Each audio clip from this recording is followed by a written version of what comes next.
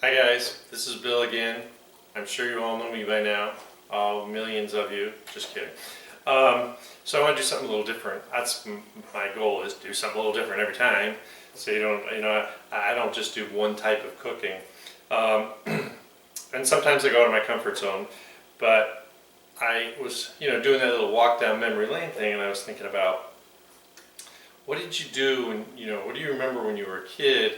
And I remember on occasion good old-fashioned Toll House cookies. So I kind of want to revive that recipe and show you, because obviously, like I always said, let's do something that's pretty simple, something you can involve your whole family in, and tell stories while you're making them about when you were a kid. You remember? I mean, I remember exactly my mom's old white Sunbeam mixer. The control on the back had two beaters. One beater was more curved because that's what did the edge of the bowl. And you had a little selector on the back you had two different pivot points where you put the little plate in, and then you had two bowls, and they were white glass. It tilted up, and it was a maniac of a mixer. But I think everybody had one when I was a kid. It wasn't a house I didn't go in that they didn't have one. 1 through 12, and you could make that thing just roast. Of course, these mixers today are a lot stronger, a lot better, but you could control. You had to sit there with your hand on it, move it back and forth, and spatula on the other hand. Hopefully, you didn't get it too close and get caught in, because those were metal beaters. So anyway, let's get started. I've got my oven at 375. I've got 2 sticks of butter in here. You want these at room temperature. A little helpful hint from Heloise is that if you let them just sit on the counter in the paper, sometimes it's hard to get them out of the paper if you don't sit too long. So I always like to get my mixer all set, get it in here, and these should be pretty soft, yeah. So I can't talk over this thing, so we're just going to mix. I just need to beat the butter till it gets a little creamy, not too much.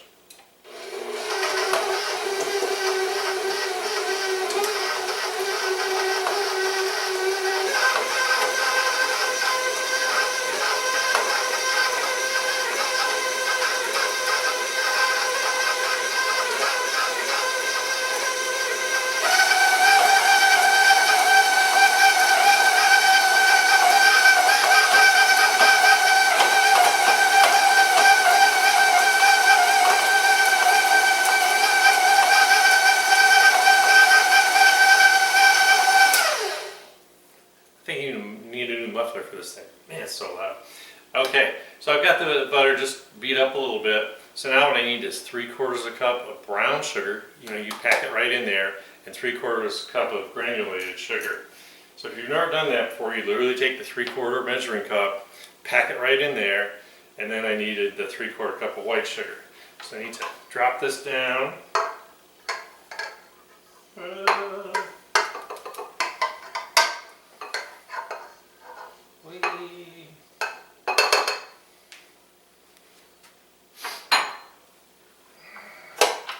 Start off real slow.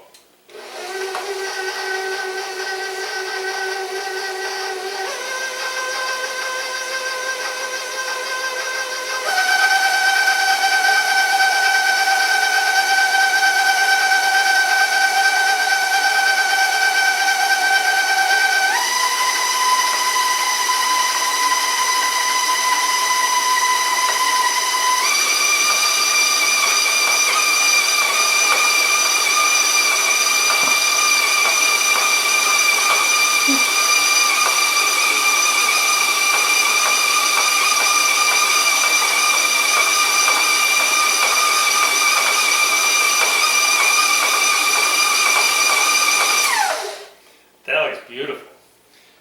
So now I need to add my 1 teaspoon of real vanilla extract. Please don't use imitation. I love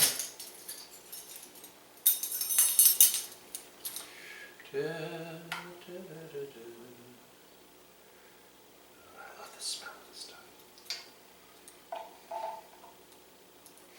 So what do you remember about making Toll House cookies, if you ever made them?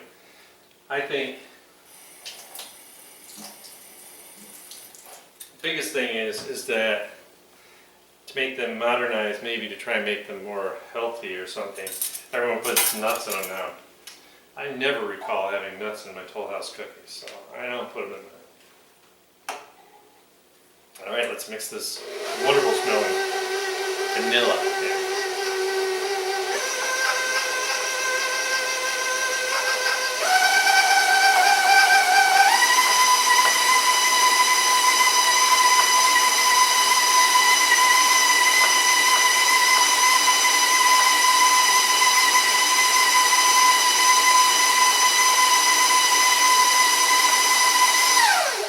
Okay, great job. This looks great. A lot of your recipes, whether it be cakes or cookies, you have to cream butter and sugar together. Always make sure you get that butter whipped first a little bit and then add your sugar and just let it go. It shouldn't take too long. It really depends on your mixer. Certainly won't want to try and do this by hand because it would really wear you out. Alright, now I got to get a couple eggs in here. 2 eggs to be exact. This isn't that what a couple is?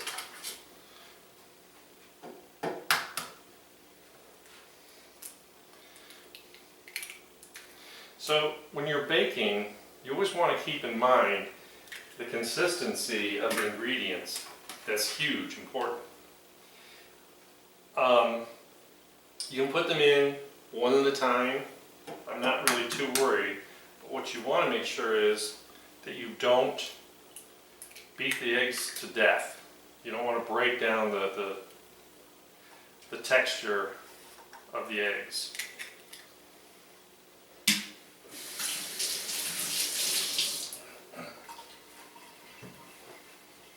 So once again, I'm going to be real careful.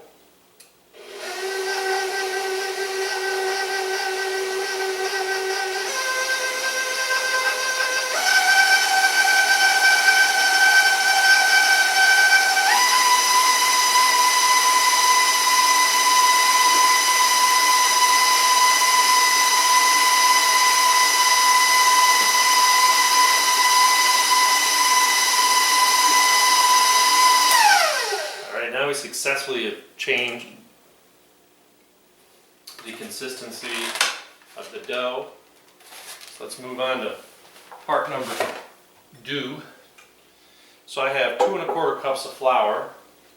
I need a teaspoon of salt.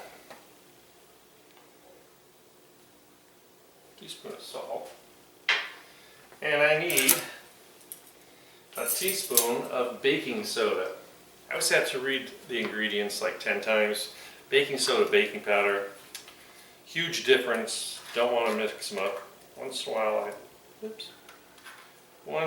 I do. They're not interchangeable. So I got 1 teaspoon of baking soda. Baking soda is what you put on your battery to eat all the corrosion. Put in your refrigerator to make it smell nice. And you bake and you cook with it. Alright, so I want to kind of incorporate all this stuff, right? So if you sit there with a spoon and try and beat it, you end up with a mess. But you know what? If you just take a chopstick, looky, just kind of, I'm not too concerned about how I incorporate it. Back in the day we used to sift it together. Still not sure we were real effective at getting a better mixture than this way. But it made us think we were. So I want to get a little bit in here. Trying to put the whole thing in.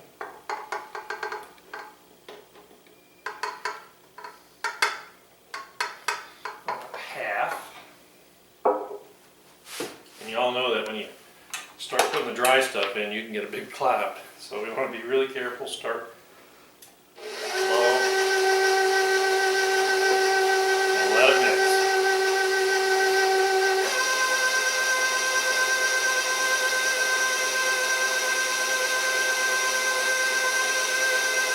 All the dry stuff's mixed in. Just park the beater somewhere else. Use planetary gear, so it works around. So we've got that pretty well now. On this last step, we have to make sure we scrape the bowl down and get everything in all well incorporated. I'll do that real quick here.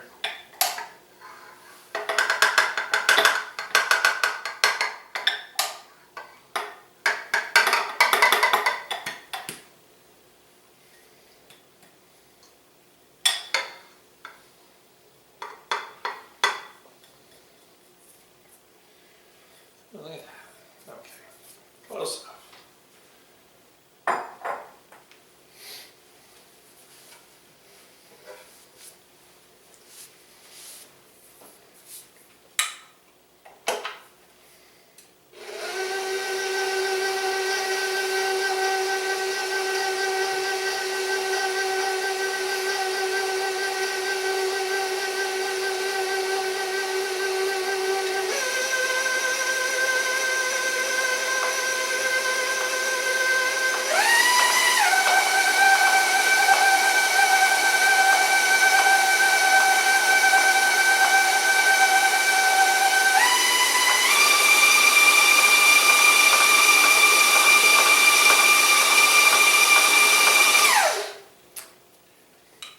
I do this in real time, unless it's something really, really complicated that you have to beat for like ever, just so you really have an understanding of, you know, if it's not perfectly mixed, it's still going to work out.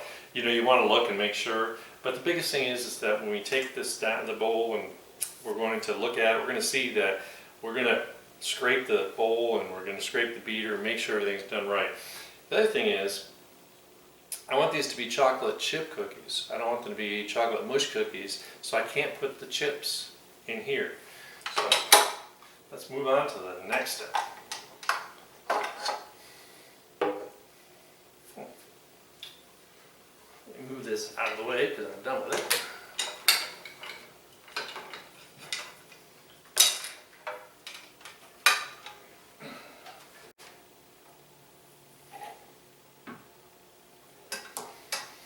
Alright, take my silicone spatula.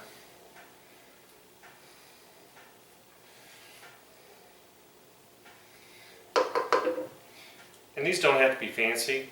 This spatula is probably from when I was very young. I see them now, dollar store has them, whatever, just make sure this is something that I use for a lot of different things, so they are really, really handy.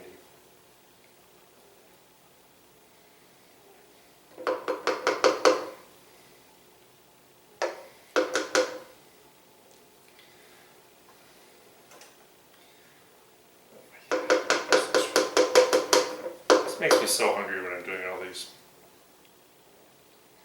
I love to cook, and I love to eat, can't you tell? Alright.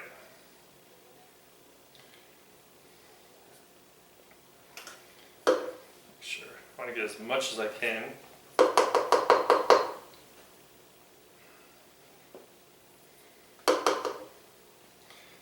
course, when I was a kid, the whole reason we helped in the kitchen was so we could lick the beaters. I'm sure had many a Duncan Hines cake mix or the icing that I got to enjoy.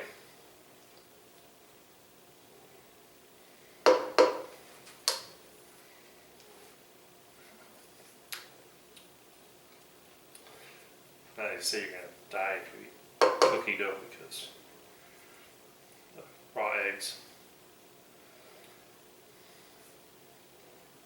I used to drink a lot of raw eggs.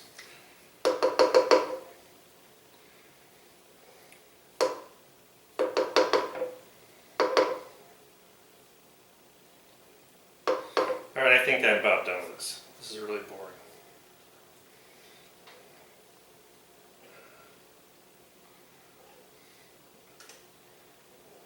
The more dough, the more cookie. Okay.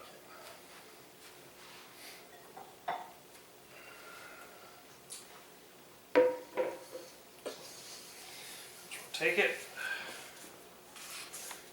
sure that everything's real well incorporated.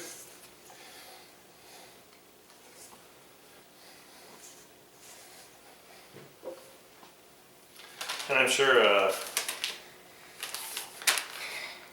just like me, if you've made Toll House cookies or any other kind of cookies in your house, other than the slice and bakes, it was pretty common that you make a double patch. They're half the eaten before the job was done.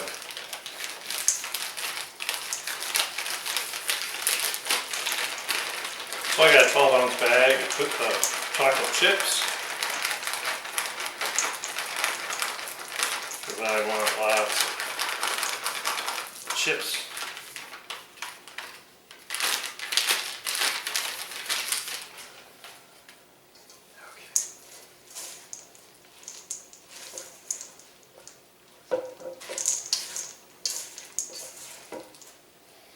Love the smell of chocolate. Chocolate, vanilla, it's all worth it. Okay. So got myself a wooden spoon here. I kind of toss this like a salad, looking for places that don't have a whole lot of chips.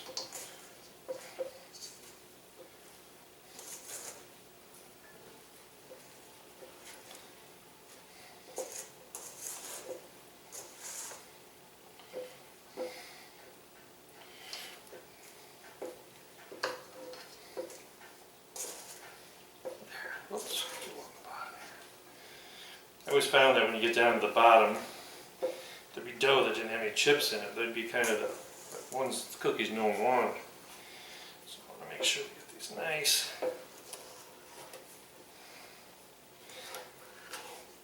Mixed.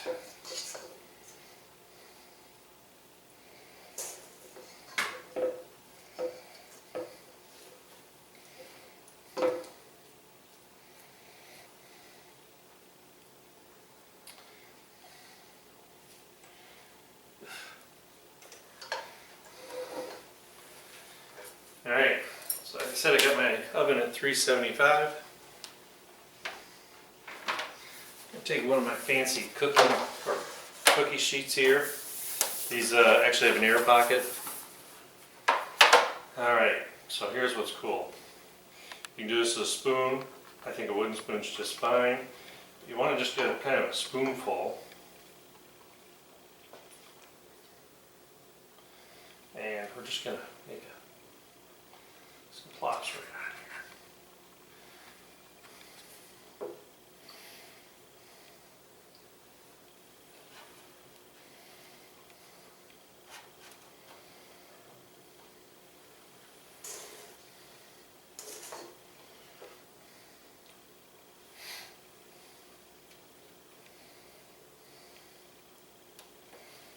Hey. None of that.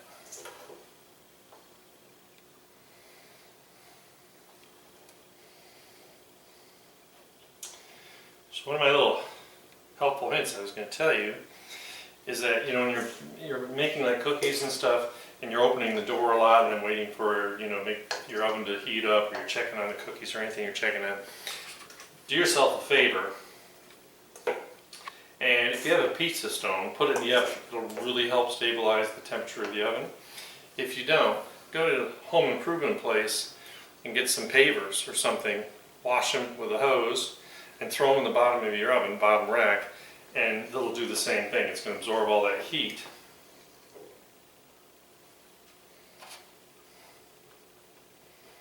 You learn something new every day.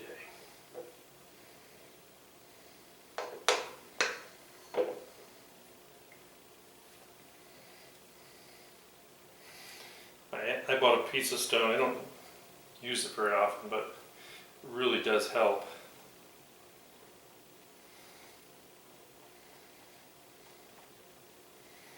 As you can see, I'm making these cookies a little big because I like to eat cookies. And they don't have to be pretty, because guess what happens? They're going to all melt down. So I'm going to put this first batch in the oven and start my second pan, and we're going to start rotating them. And remember, it's about 9 to 11 minutes, These are pretty good size, so I'm gonna go for the 11. We'll see you right back when I get these out. All right, these are fresh out of the oven. Gotta let it sit for like 2 minutes because otherwise you'll never be able to get them off in one piece. And you're all thinking, why did I make these monsters? Well, I'll tell you my secret. And let these cool real well. Then what I want to do is I want to get some vanilla ice cream. Stick it in the middle, wrap them individually, and throw them in the freezer because these make the best doggone ice cream sandwiches in the world. So I want to keep them large. And they did, they took all that time.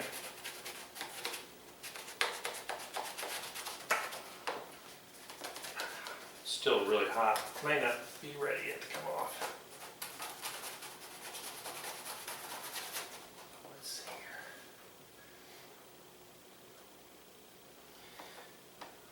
here. And don't fret if they run into each other. It's okay. They got Geico.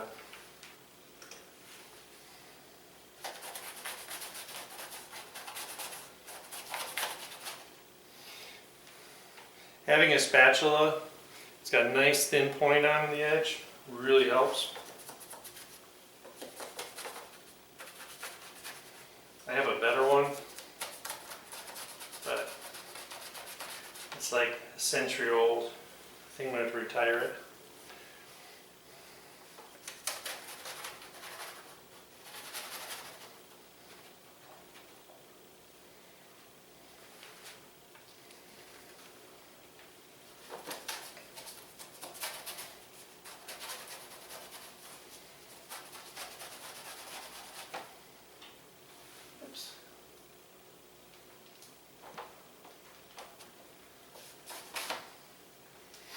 So,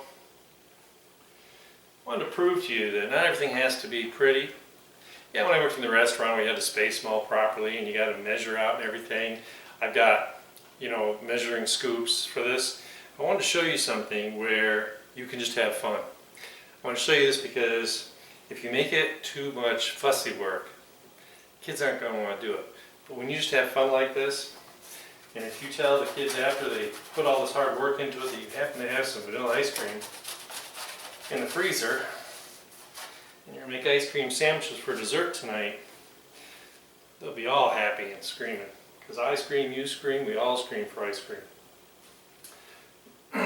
So as I always say, do things that are just more fun. Of course, I want you to subscribe. I really appreciate comments and ring the notification bell. And people are subscribing, and I really do appreciate that. I just thought I'd do something more fun. This is kind of a childhood thing. My mom used to let us measure, plop them on there, and they were all sorts of different sizes, and they all ran together, and who cares? Of course, we used cookie sheets outside so we didn't ruin the oven. But just do something that's more fun, and the results are just incredible. And you can create some memories for your kids too, and for yourself if you've never done this. And let me tell you, your significant other would probably like them too. Okay, so you don't even have to have kids involved. Just don't give them to the dogs; they have chocolate in them. But anyway, so have fun, do something fun, eat something good, splurge a little, and put a smile on your face, and I will see you next time. Have a good day.